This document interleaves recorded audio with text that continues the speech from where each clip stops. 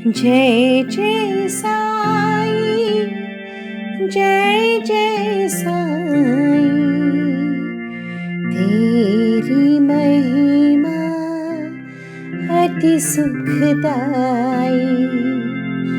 माता पिता तुम गुरु साई, तुम करुणा के सागर साई।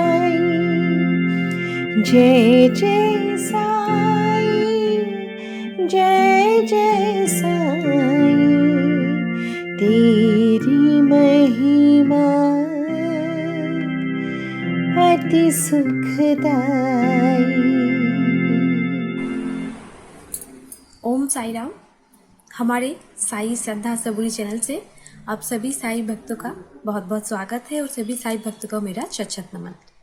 जो साई भक्त पहली बार हमारे चैनल में है, अनुरोध करूंगी जल्द से जल्द सब्सक्राइब बटन दबाकर हमारे इस चैनल को सब्सक्राइब ज़रूर कर दें, ताकि हम जो नए वीडियोस डालते रहते हैं आप सब कुछ हर एक वीडियो देख सके और हर एक नोटिफिकेशन आप लोग चेक कर सके, जिसके लिए ज़रूरी है सब्सक्राइब करना। तो आप सब लोग जल्द से जल्द हमारे चैनल को सब्सक्राइब करें और हर एक वीडियो देखें। कैसा लगा कमेंट बॉक्स में कमेंट करके हमें ज़रूर बताइएगा। और स्क्रीन में जो नंबर है इसमें फ़ोन करके कोई भी आपके साथ हुई एक्सपीरियंस हमारे इस चैनल के साथ ज़रूर शेयर कर सकते हैं। साईं बाबा अपने प्रवचन में कहते हैं, भगवान कौन है? जो दूसरों का दुख दर्द देख के उसका मन भी रोता है, वही भगवान है। जो अपने भक्त को कष्ट में नहीं देख सकता, जिसका मन अपने भक्तों को कष्ट में रहते हुए उसका दिल रोता है। आपके मन में क्या चल रहा है उसको सब मालूम होता है। वो तो अंतर्यामी है, परम आत्मा है, जो सब कुछ समझता है। विश्वास भक्ति से उसको अगर एक गिलास पानी भी आप उसको अर्पित करो, वो ग्रहण कर लेता है। उसको सिर्फ भाव चाहिए, भक्ति चाहिए, जिसके लिए आपको भगवान के ऊपर विश्वास करना होगा। विश्वास के सिवा कुछ नहीं हो सकता। वही तो दुख दर्द सब कुछ हम लोग का हरण कर लेता है। वही तो भगवान है, वही तो मालिक है। हमारे साईं भक्त जिन्होंने उनके साथ हुए एक्सपीरियंस हमारे इस चैनल के साथ शेयर किया है, तो हम हमारे चैनल के माध्यम से वो आप लोगों को दिखाने जा रहे हैं। आप सब लोग आराम से स्टार्टिंग से लेकर एंड तक उनका एक्सपीरियंस सुने और कैसा लगा कमेंट करके हमारे इनबॉक्स में ज़रूर ड्रॉप करें। आप लोगों का कमेंट बहुत ज़रूरी है, ताकि हम हमारे चैनल को और आगे लेके जा सकें। ओम साई राम। ओम साई राम। मेरा नाम मधुमिता सेनगुप्ता है। मैं गुवाहाटी असम से बोल रही हूँ।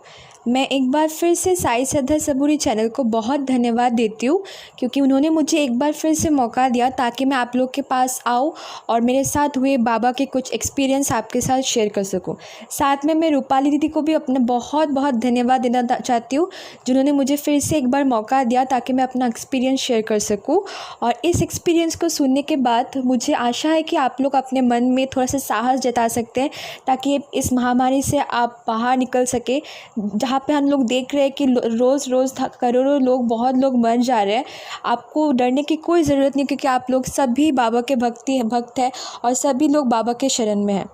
वैसे तो मेरी ज़िंदगी में बाबा ने बहुत सारे अलौकिक घटनाओं से अपनी उपस्थिति को ज्ञात करवाया, तो उनमें से आज मैं आपके साथ एक एक्सपीरियंस बोल रही हूँ। मेरे पीछे जो फ़ोटो है उस फ़ोटो के साथ मेरा बहुत लगाव है, क्योंकि उस फ़ोटो में बाबा ने अपना उपस्थिति मेरे को व्यक्त करवाया। एक दिन ऐसा हुआ कि उस फ़ोटो से विभूति के जैसा कुछ निकल रहा था। मेरे को लगा कि उस फ़ोटो में शायद धूल मिट्टी गिर गया, तो उसको मैंने साफ़ करने की कोशिश की, पर साफ़ करने के बाद भी जब मैं उसको साफ़ कर लेती थी, उसके बाद भी वहाँ से उधी से कुछ निकल रहा था। तो मैंने मेरे घर वाले को बुलाया और उनको दिखाया कि इस फ़ोटो से कुछ निकल रहा है।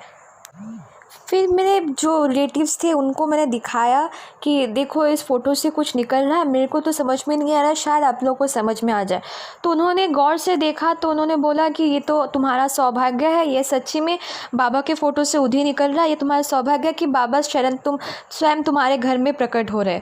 तो मैं पहले तो उसको को देख के मुझे बहुत मतलब आश्चर्य कि ऐसा हो ही नहीं सकता।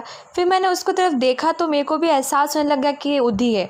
तो फिर मेरे रिलेटिव्स ने बोला कि एक काम करो, तुम्हारे घर में बाबा है, तुम एक काम करो, कुछ दिया जलाओ, थोड़ा सा बाबा का ध्यान करो। तो मैं बाबा का ध्यान किया। इसके बाद मैंने गुवाहाटी फटाशिला आम्बारी में एक पंडित जी, उनको मैंने बोला, उनको मैंने पूरा मेरा कहानी उनको बताया। तो उन्होंने भी बोला था कि उस फ़ोटो से बुद्धि निकल रहा है। उन्होंने भी मुझे यही बोला कि मुझे बाबा का ध्यान करना चाहिए और मेरा भाग्य बहुत अच्छा है कि बाबा मेरे घर में आए, वो मेरे ध्यान से बहुत प्रसन्न हुए। तो फिर पंडित जी ने बोला कि तुम एक काम करो, तुम बाबा का ध्यान करो और उनको तुम बहुत धन्यवाद दो कि वो तुम्हारे घर में उनका उपस्थिति को ज्ञात करा रहे। तो मैं ध्यान करते वक्त मैंने बाबा को बोला कि शायद बाबा आप मेरे ध्यान से बहुत प्रसन्न, मुझे बहुत खुशी है कि आप मेरे साथ हो और मुझे इस महामारी के दौरान आप मेरे को एहसास दिला रहे हो कि मुझे डरना नहीं चाहिए।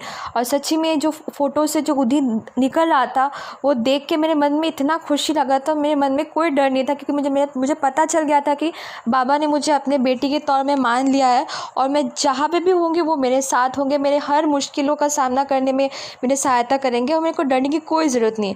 और इसी के चलते मैं आप लोगों को भी यही संदेश देना चाहती हूँ कि जो भी हो, जब भी आपको मन में कोई डर लगे या फिर आपके मन में कभी आशंका रहे, आप बाबा का सिर्फ नाम जपिए। थोड़ा मतलब देर हो सकता है पर कभी भी बाबा आपको निराश नहीं करेंगे और हमेशा बाबा आपके साथ रहेंगे। उनकी मोह माया बहुत अलौकिक है, बहुत अलग है, वो किस रूप में आपके सामने आएंगे वो अभी कभी को आपको पता तक नहीं चलेगा। तो इसके बाद मैं आपके साथ और एक मेरा घटना शेयर करने जा रही हूँ, क्योंकि मुझे लगता है मैं आपके साथ जितना शेयर करूँ उतना ही कम है, क्योंकि मेरे साथ मेरी ज़िंदगी में बाबा के आशीर्वाद से चलते मेरे साथ बहुत सारे घटनाएं हुए। अभी मैं जो आपके साथ जो घटना शेयर करने जा रही हूँ वो मेरे बेटे के साथ हुआ था। तो एक दिन क्या हुआ, मेरा बेटा स्कूल से वो वापस आ रहा था, बहुत रोते हुए आ रहा था। तो मैंने जब उसको पूछा कि वो क्यों रो रहा है तो वो बोला कि उसका स्कूल से आते हुए कि एक्सीडेंट हो गया था और उसको बहुत बड़ा चोटें आए थे उसके शरीर से खून बह रहा था और अगले दिन उसका एग्ज़ाम था। तो वो मेरे को बोल रहा था कि वो बहुत परेशान है, वो कल एग्ज़ाम नहीं दे पाएगा। तो मैंने उसको मेडिसिन दिलाया, दवा दिया और मैंने उसको बोला कि तुम अभी आराम कर लो और कभी घबराना नहीं, क्योंकि बाबा तुम्हारे साथ है और तुम हर कीमत में कल तुम एग्ज़ाम देने में सक्षम होगे। फिर अगले दिन वो सुबह जब एग्ज़ाम के लिए वो तैयार हो रहा था तो मेरे को रोते हुए बहुत बोला कि मम्मी मेरा एग्ज़ाम इस बार एकदम अच्छा नहीं होगा, क्योंकि मैं सब कुछ भूल चुकी हूँ, मेरे को नहीं लगता कि मैं कुछ लिख पाऊँगी। तो मैंने उससे बोला कि देखो कोई बात नहीं है, जो भी हो तुम जाओ एग्ज़ाम दो और ये याद रखना कि हमेशा बाबा तुम्हारे साथ होंगे। तो फिर वो एग्ज़ाम सेंटर में गया, वहाँ पे बैठा। तो वो पहले के 10 मिनट वो कुछ नहीं लिख पा रहा था, वो बस सर झुकाया था। फिर उसके जो अध्यापक थे वो आए, उनको पूछा कि क्या हुआ, तुम एग्ज़ाम में क्या कुछ पढ़ के नहीं आए, तुम लिख नहीं पा रहे हो। तो वो उसको अध्यापक की तरफ देखा और कुछ नहीं बोला।